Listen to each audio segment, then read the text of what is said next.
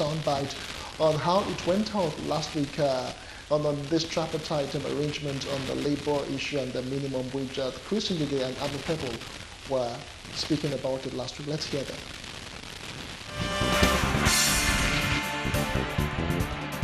We had our first meeting in the first week of March, and we have been working very hard, and I believe everything is on course, but we need a definite figure from government, and as soon as they give us, and of course we have to carry the states along, so we need those figures so that we can conclude the figure that we put in our report. We will call a meeting as soon as possible.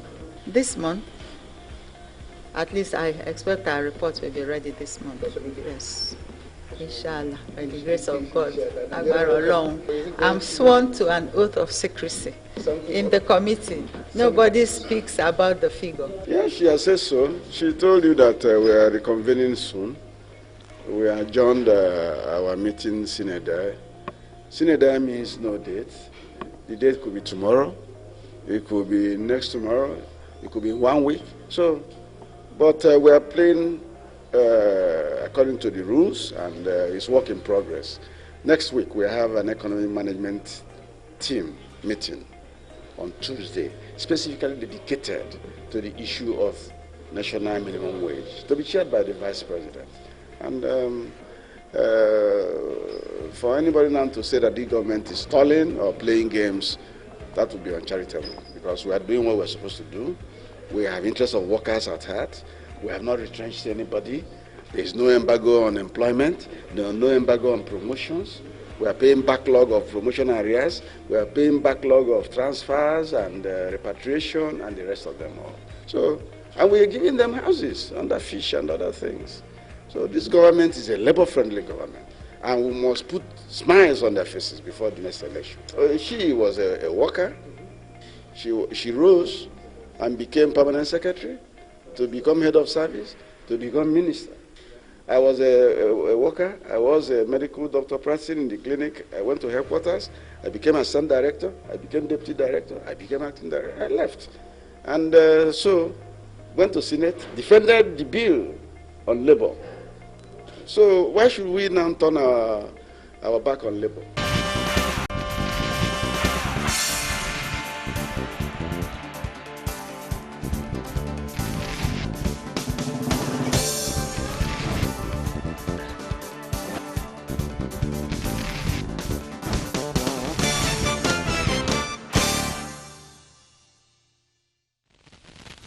All right, welcome back. You just heard from the Minister of Labor and Productivity and Plus Amar Pebble talking about the event ongoing as we get the payment and the implementation of this new minimum wage, what with all the tripartite, arrangement.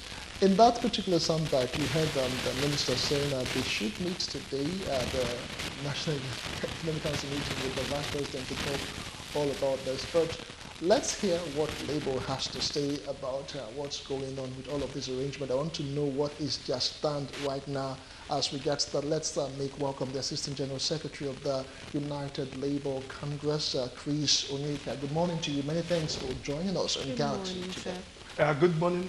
Thank you for having me here once again. All right. You heard the Minister of Labour and Productivity, Chris Ngige, and all that he said.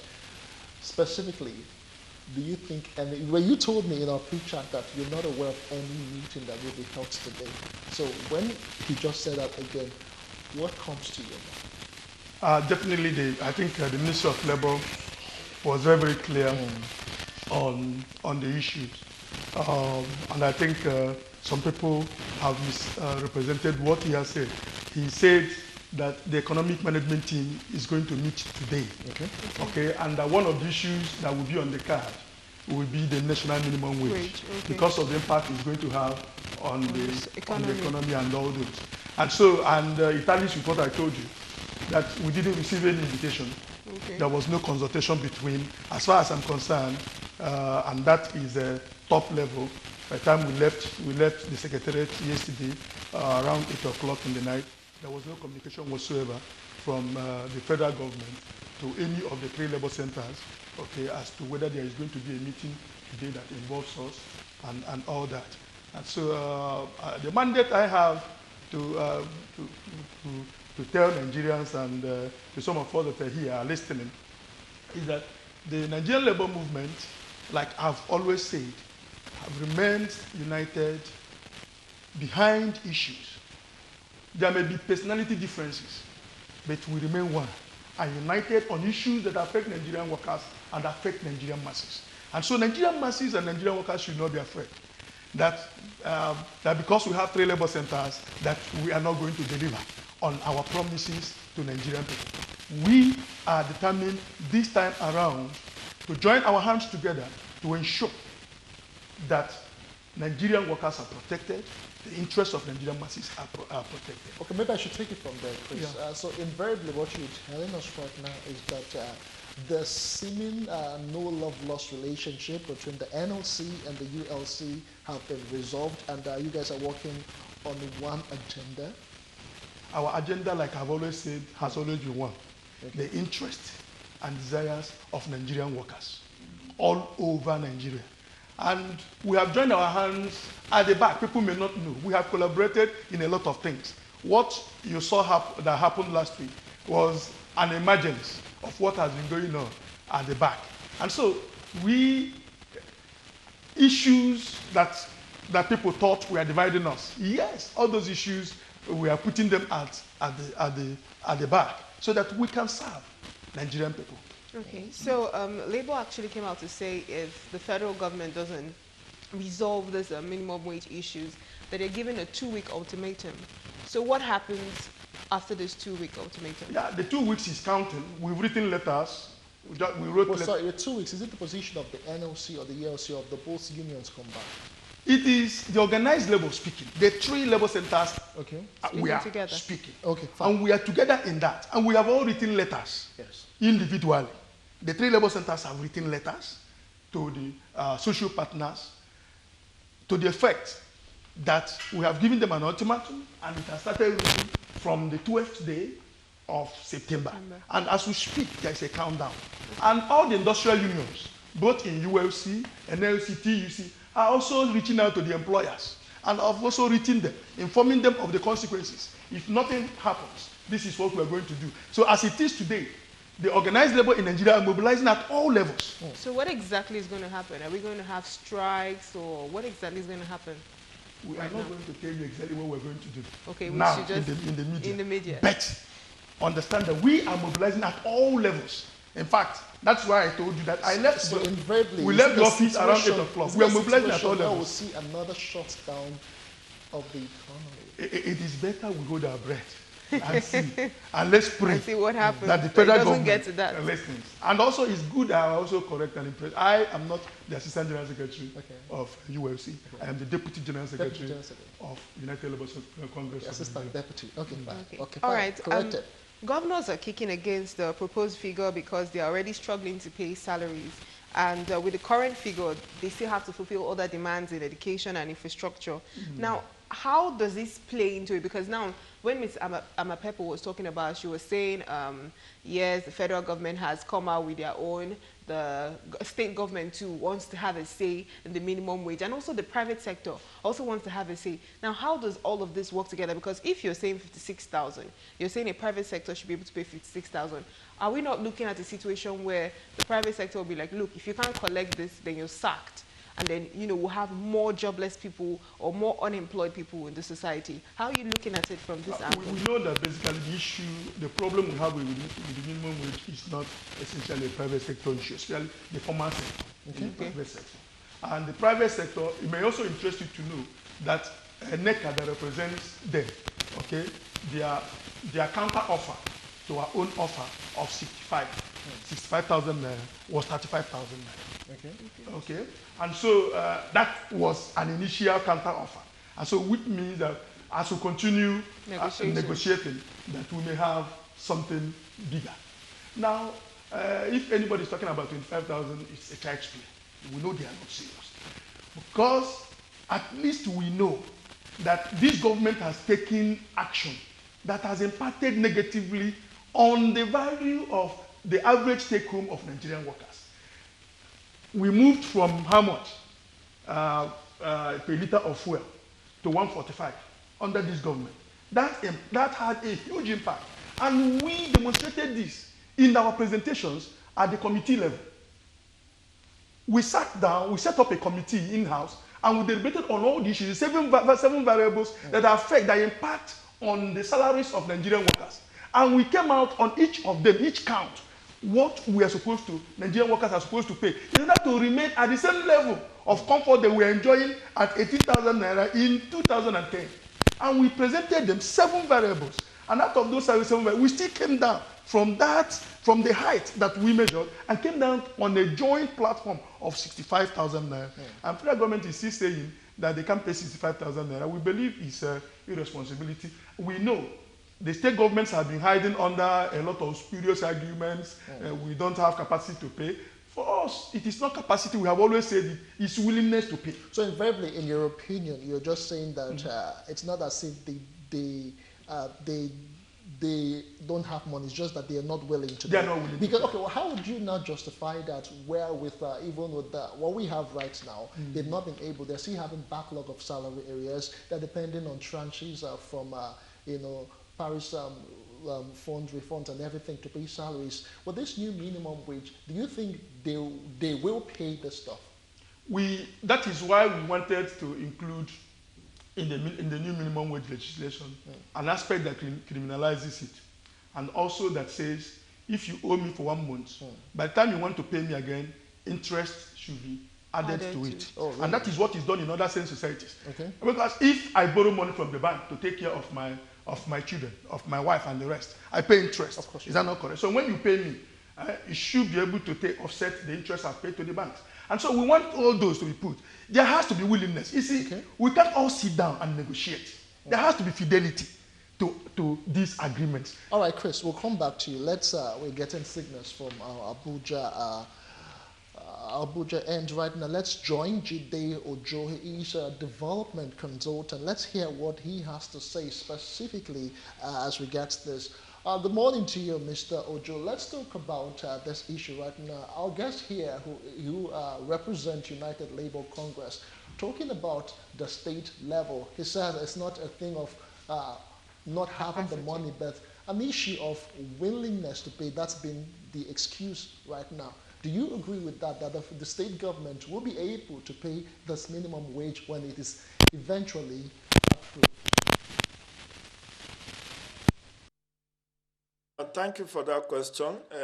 It's a very, very difficult thing to hazard whether all the states will be able to pay the minimum wage whenever it's adopted, knowing full well that states are not equally endowed and do not receive the same allocation, do not generate the same internally generated revenue, do not have the same population size, do not have the same wage burden. So a lot of variables come into play. Ordinarily, if we are running a true federation, we should not be having issues, we should not be talking of national minimum wage. What we should be talking about is each state paying according to its ability. The cost of living is not nationwide equal. If you live in Abuja, Lagos, Port Harcourt, you are most likely going to have higher cost of living than if you live in Ibadan, in Oshogbo, in Akure, or maybe somewhere in Makurdi. So ordinarily, if we want to run through federalism, we should not be talking of a minimum wage that is nationwide equal.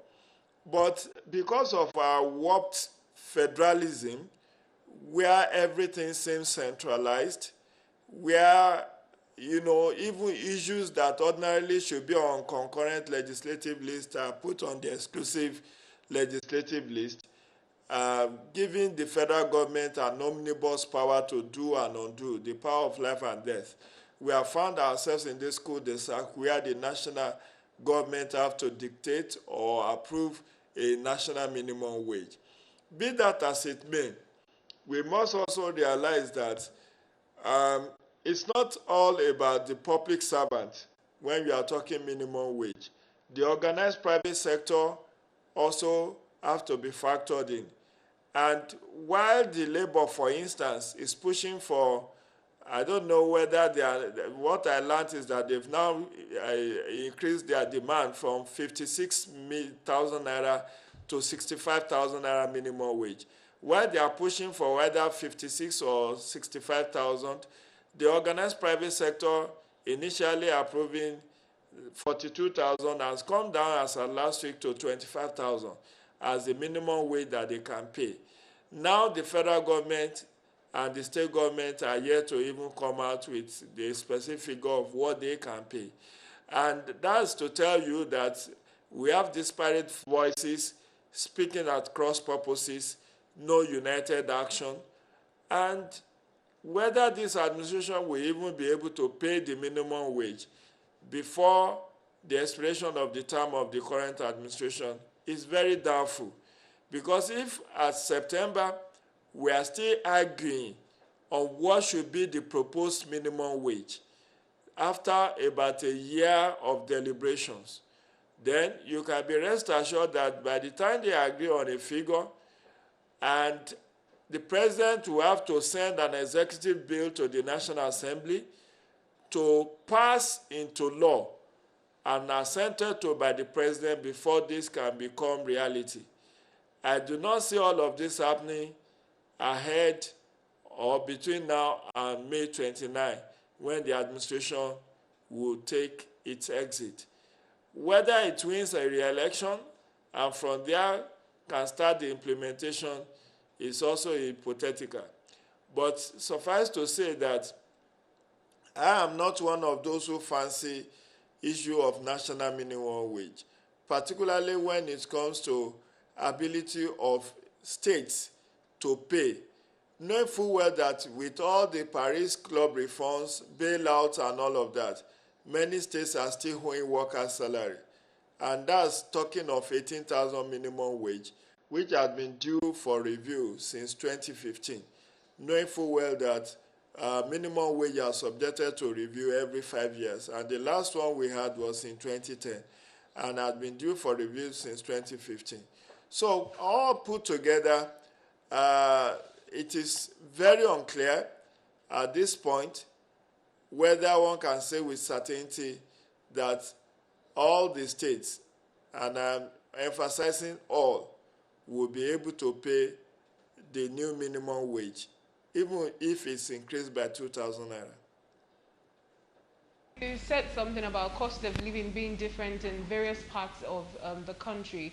And while Mr. Chris Onyeka was talking, he said, he mentioned some of the variables they use to determine how much should be the new minimum wage, such as fuel price, which is increased. And I think that would go round in every part of Nigeria. The fuel price is still the same 145 naira or so. And then, of course, when you have to pay for some certain products, you have to pay for electricity, you have to pay for some of these things, they actually are the same price in every part of Nigeria. So are you still saying that the minimum wage should be subjected to different states, considering the fact that some of the governors of these states get paid emoluments, such as security votes and all of that? Don't you think some of this monies could be converted to pay workers instead? I mean, they are actually working for the government.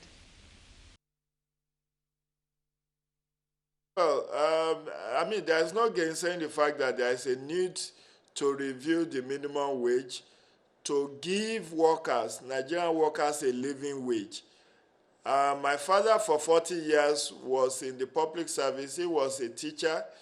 And if he were to be alive, I would expect him to enjoy the minimum wage, to have a better retirement and all of that. But it's late now.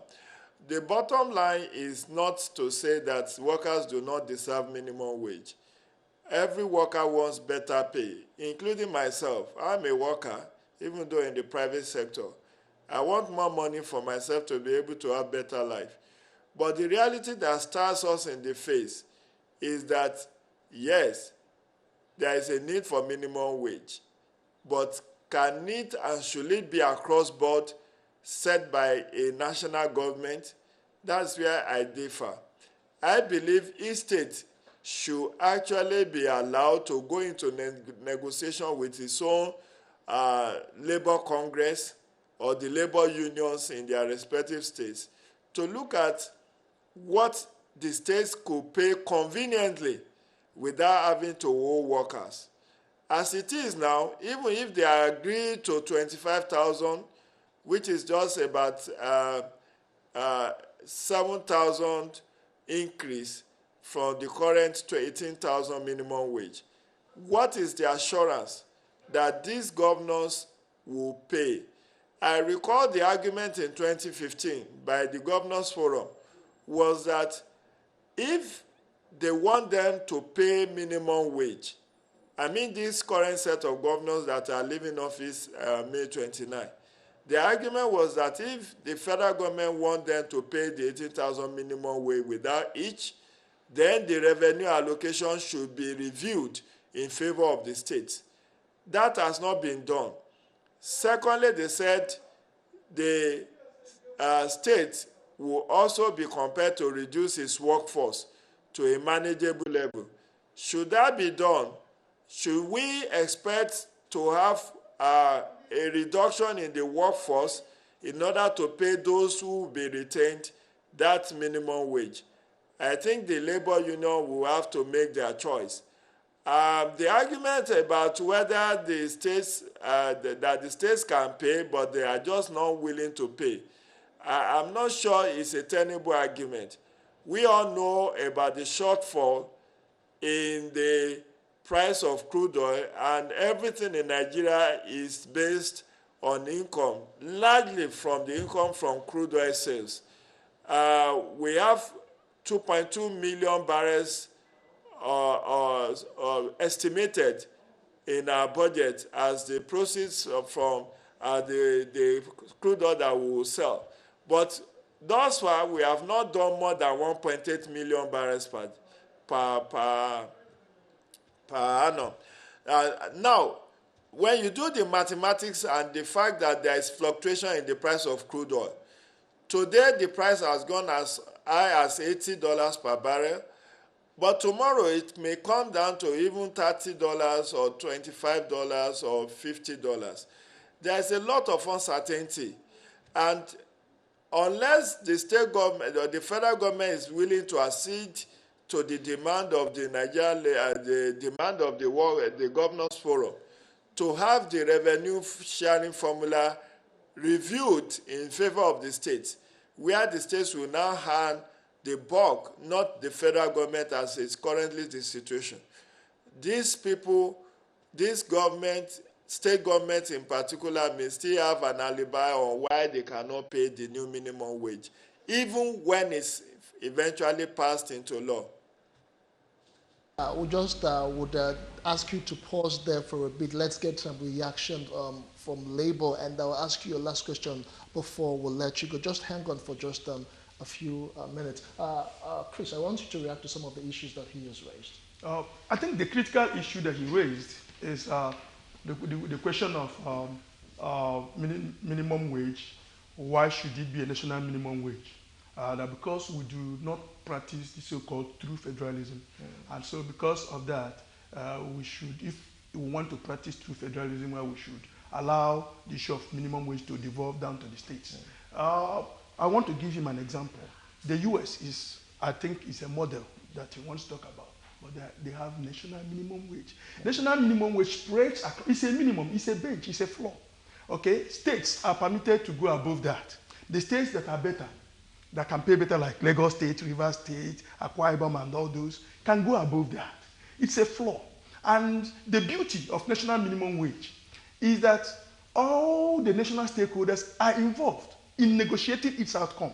The governors were involved in 2010, okay, in negotiating the 18,000 naira. They were not in their houses. They came, they were all involved.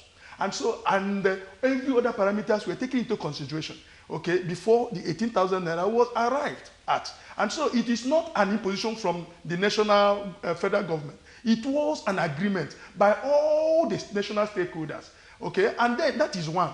Two, now when you consider when you talk about disparities in terms of cost of living, and the rest, yes, that is true. But you find out that a state like Lagos has a very large workforce, okay, and is coping with that. And find out that a state like Ebonyi State, that is deemed to be one of the poorest states, is already saying we are prepared to pay the national minimum wage. Where is the boldness coming from? We are prepared to pay the new national minimum wage. They're already paying the old minimum wage. I was part of the people that went in 2011 to enforce their own the compliance with that 18,000 minimum wage and in Enugu State. And so I know what I'm talking about in this. It is the willingness, and when you look at the ratio that goes to pay worker salaries in these states, very, very significant. We look at the ratio, remove it from the ones that they pay the hangers on, the political appointees. If you remove it, you find out it's insignificant. How many are they? And so you look around. So we are talking about protecting the weak. We're talking about protecting those that naturally may not be protected. That is why we have national minimum wage. Our problem here, in fact, one of the basic problems we have in Nigeria is that we are trying to expand the reach. The most important segment to us are the hairdressers, the ones that, yes, in the informal sector, the ones that work for one-man business. Those are the ones that we are looking for ways to reach. And that is what we are pushing for.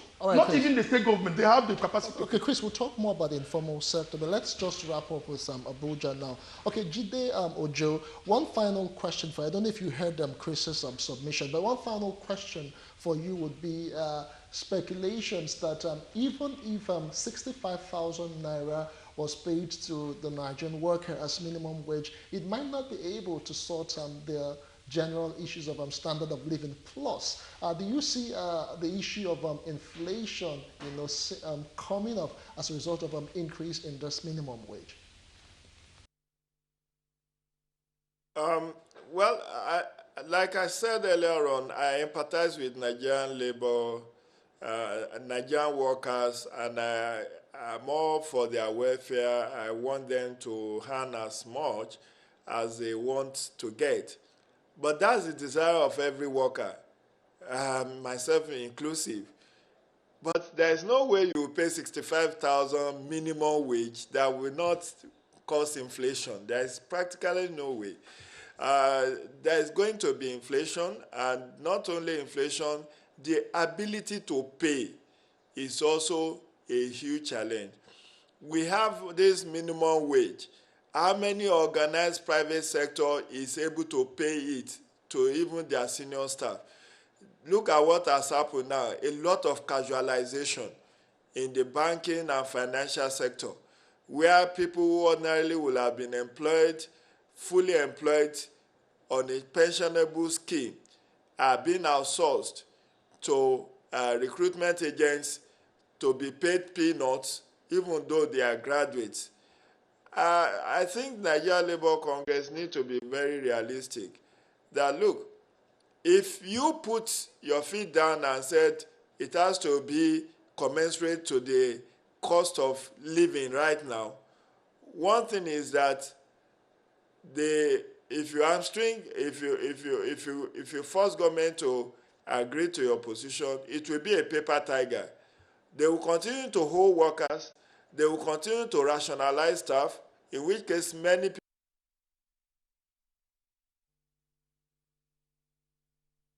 as we can take, we just have a bit of connectivity issue with Abuja, and we must say a very big thank you to Jide Ojo, development consultant. It's still Galaxy today.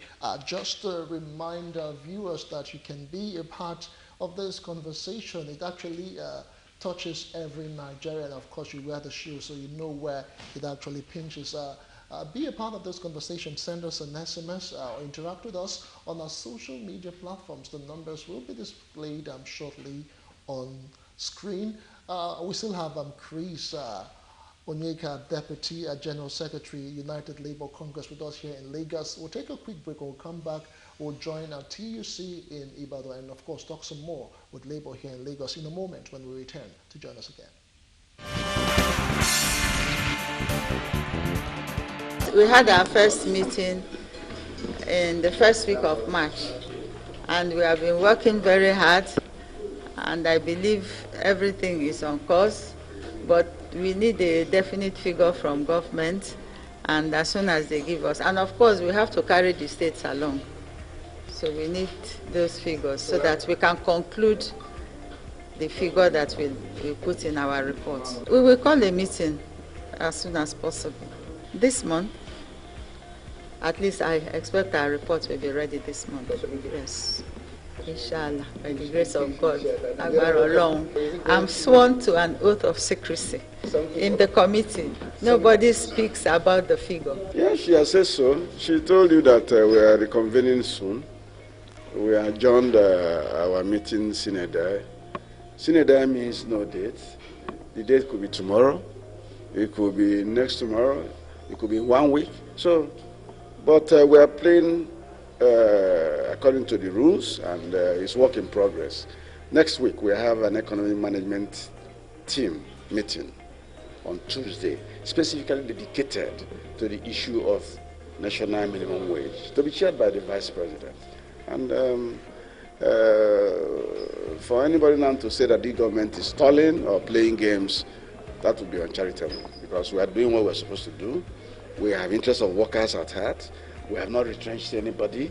There is no embargo on employment. There is no embargo on promotions. We are paying backlog of promotion arrears. We are paying backlog of transfers and repatriation and the rest of them all.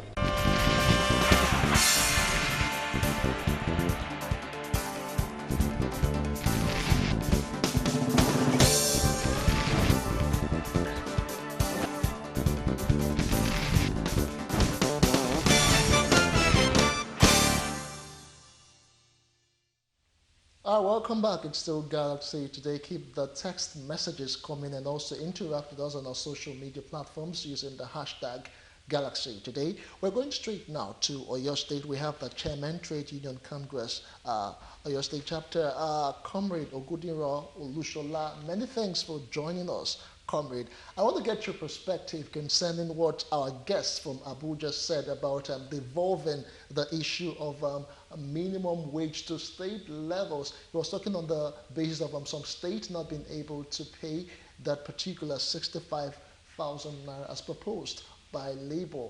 What's your opinion concerning that?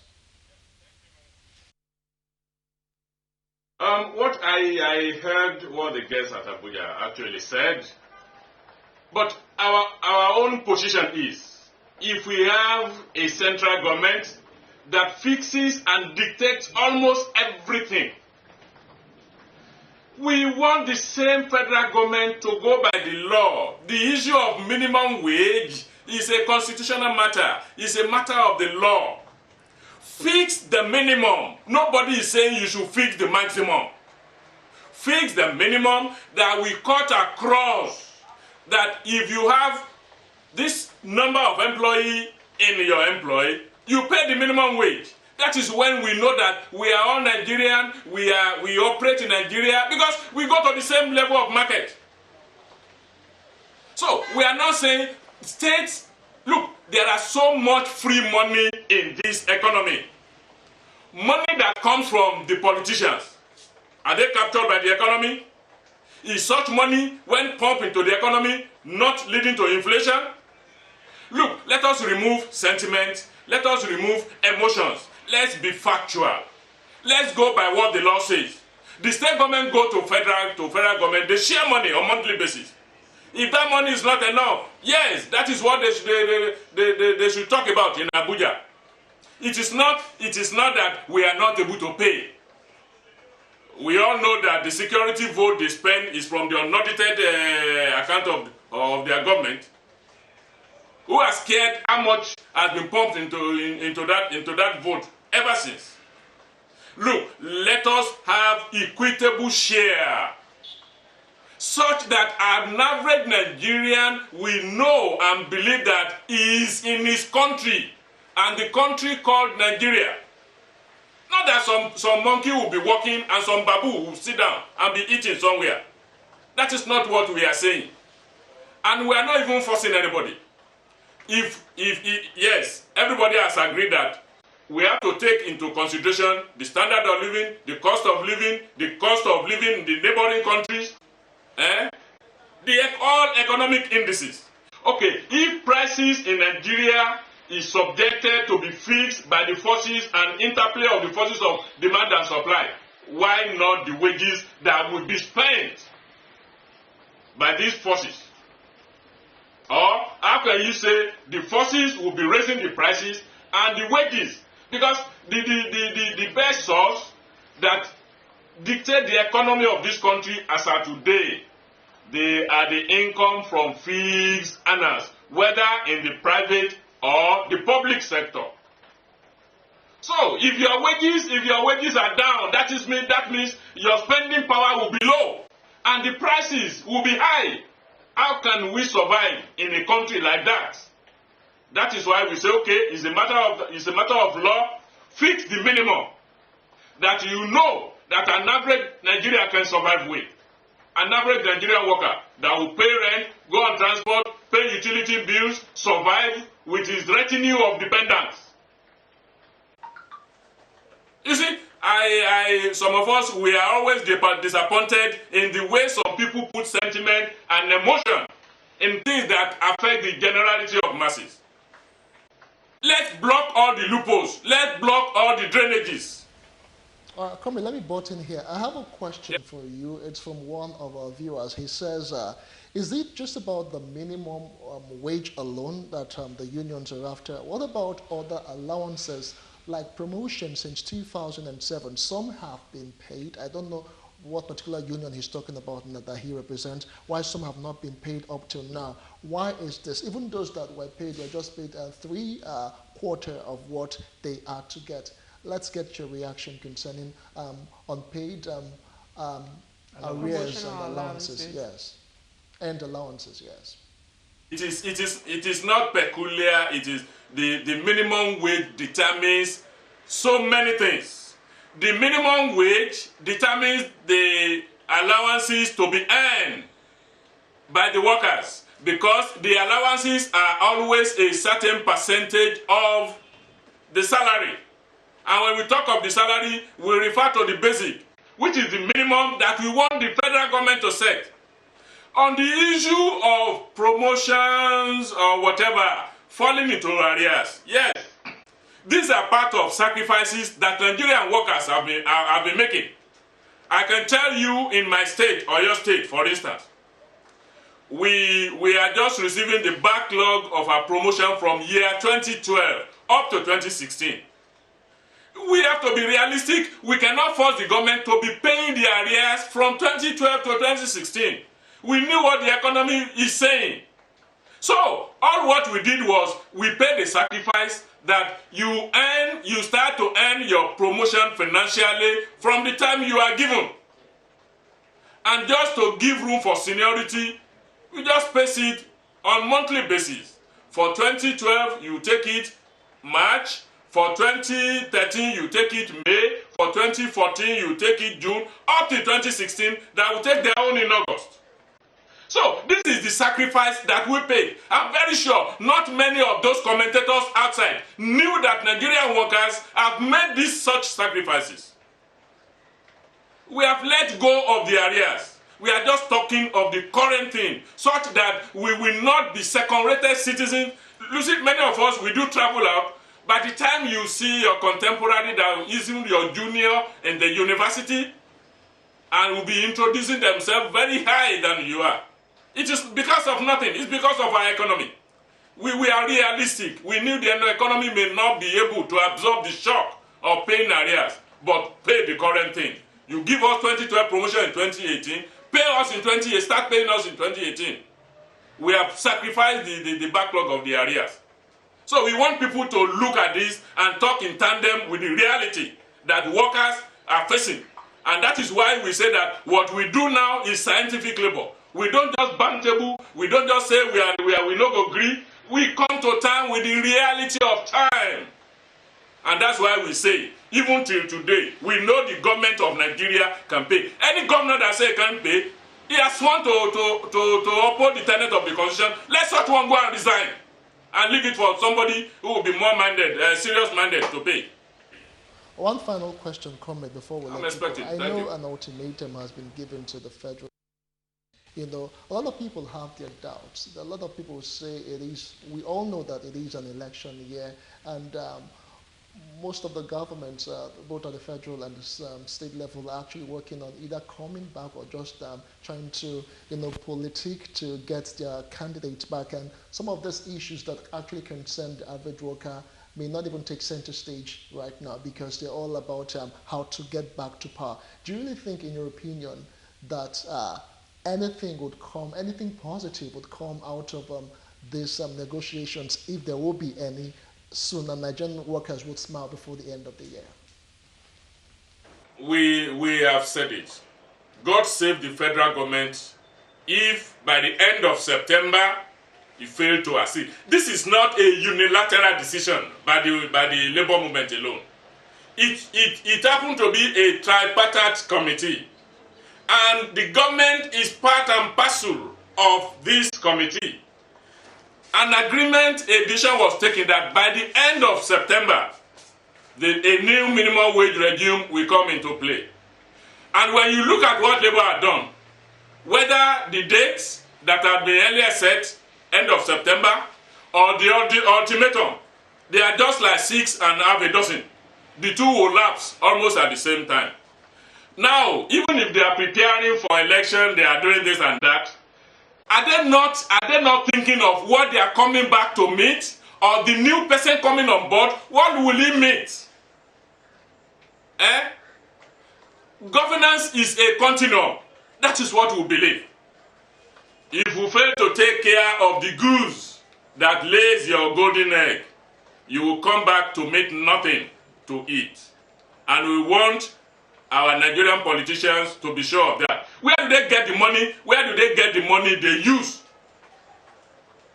for this politicking? And they cannot pay salary.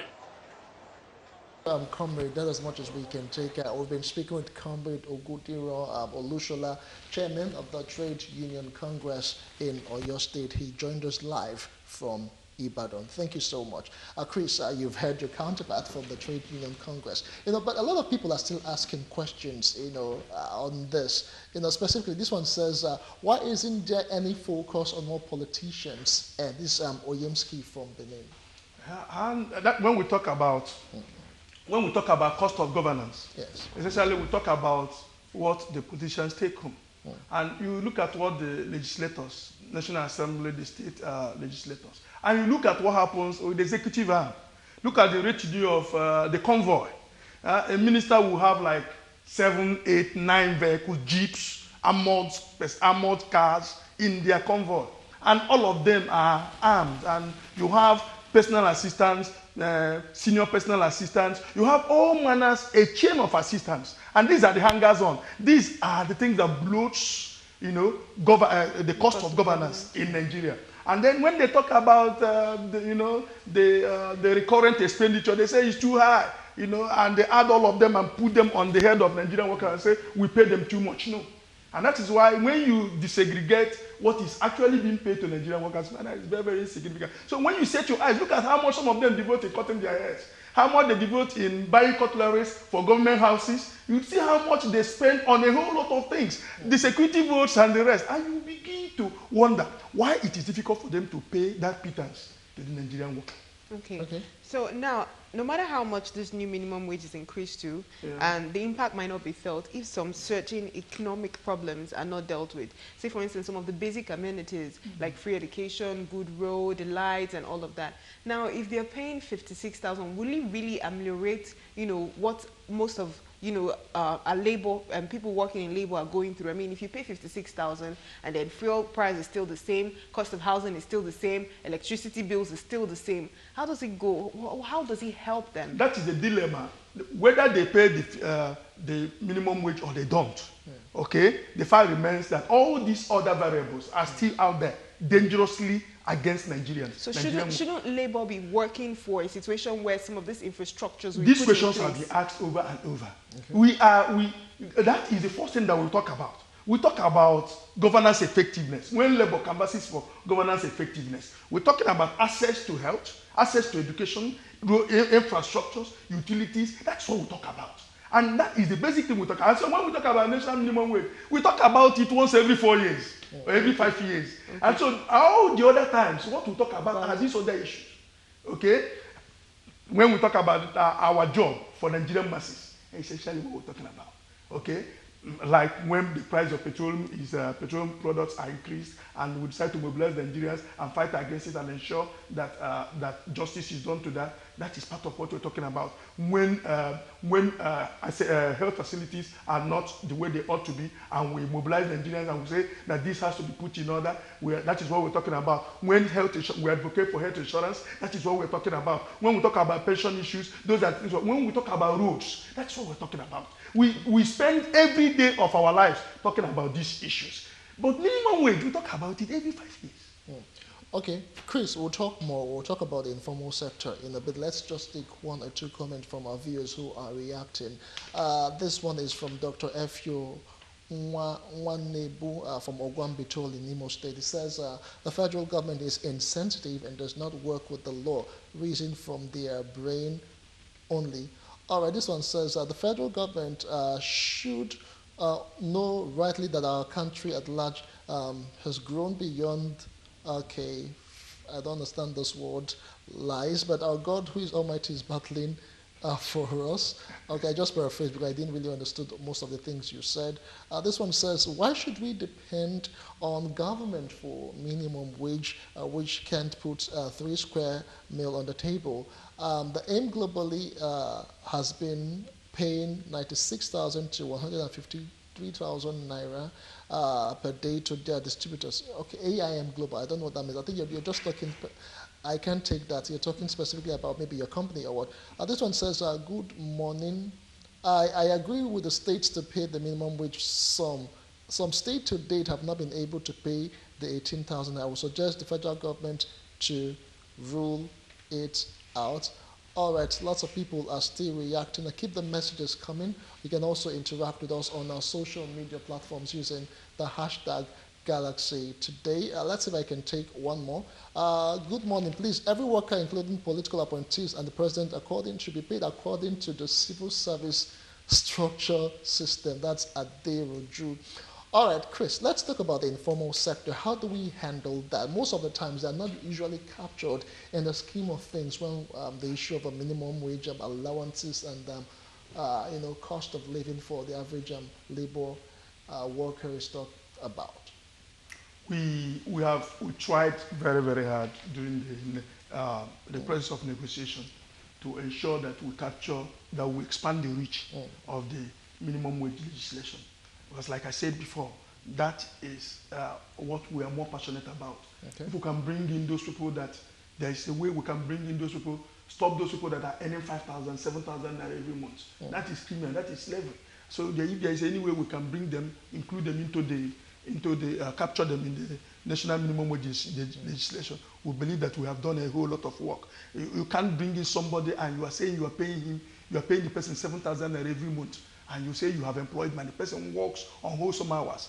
He works from 6 to 8 in the night, and you pay him 7,000. What is he? Is he a dog? Even your dog, you can't feed your dog with 7,000. Could it be justified? Let's say, for instance, some employer has a shop down on the island, and he gets to pay the rent, he gets to pay for power and all of that. At the end of the day, he has to pay the worker from the bottom line, whatever comes at the end of the month.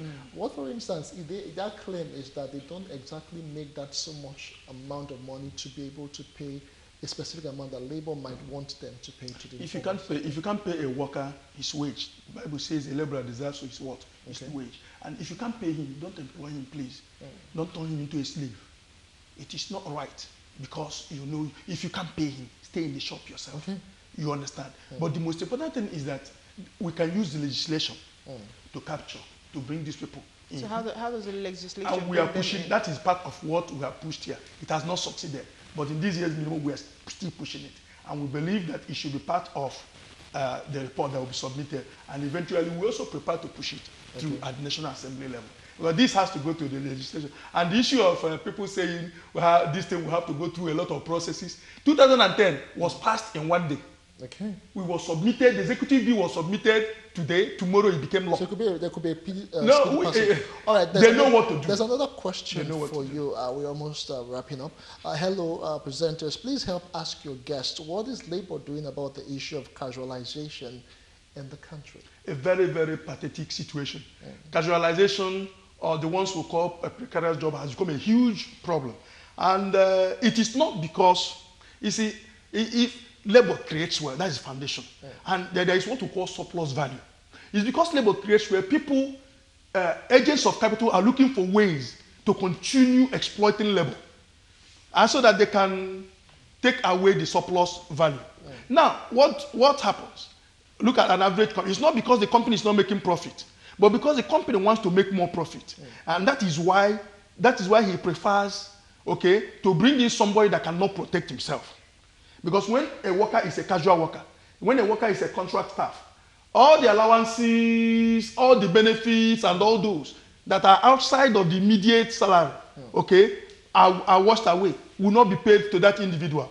And that is why most of these organizations are afraid of trade unions, because they know that the trade unions will protect the interest of the workers. And so in order to avoid the union, they say, okay, let's get them as casual workers. And they employ them through suppliers, labor suppliers, the ones we have called slave traders.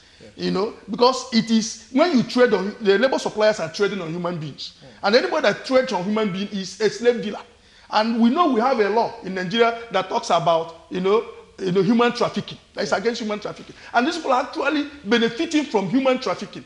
And so they go to somebody and say, okay, supply us labor, supply us human beings. And they supply it to the organization. Very quickly, let me button. I know we are almost out of time. Very quickly, but most of the issues right now, we've had issues where most of these expatriates get to use most of their own people, as against where Nigerians who are well qualified to take the job are actually not given managerial position. What has Labour done to handle such issues? Very quickly. We have pushed. Do I have to be specific? We have pushed those issues. We engaged one of the big companies in Nigeria over this when, in the process of constructing one of their plants here in Lekki.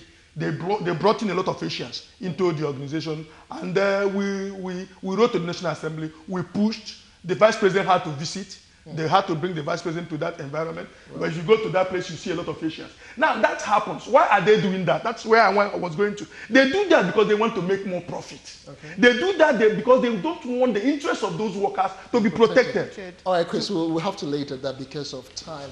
I'll be speaking about labor issues surrounding a minimum wage, welfare for workers, standard of living, and of course issues of state governments not being able to pay the proposed ones. We've had guests here in Lagos, Abuja, and Ibadan. I must say a very big thank you to Chris Onyeka, Deputy General Secretary, United Labour Congress. Thank you for having me once again. God bless you. And then we're hoping to see what comes out in the next 2 weeks. Apparently, Labour has given an ultimatum, and Mr. Chris Onyeka has not been able to tell us what's going to happen at the end of 2 weeks. But we're keeping our fingers crossed and hoping that the federal government listens to the cries of Labour and that everything works out good for all the Labour people. We want to say a big thank you to Comrade Ogundi Raolushola, the chairman, TUC in Oyo State, and Jide Ojo, the development consultant, our guest in Abuja. And I think that brings us to the end of the show. I'm still Stephanie Ojadi. Do have a lovely day. And I'm Justin Akadunyo. See you tomorrow. We'll be looking at health. Bye for now.